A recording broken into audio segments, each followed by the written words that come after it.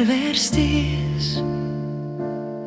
un tavas lūpas aizcirst ciet, ne tādēļ, ka elpu tev gribētu likt, bet tādēļ, lai netiktos tev vairs tik rūgtu smieklu smiet. No sāpēm tu spēku ņemsi, caur klusumu balsi celsi, lai piepilda svētība mana, un tevī plaukst atzimšana.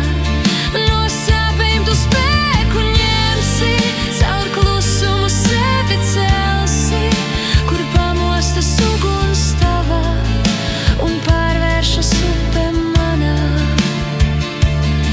Es ļoti vēlētos par smago ciešanu krustu pārvērsties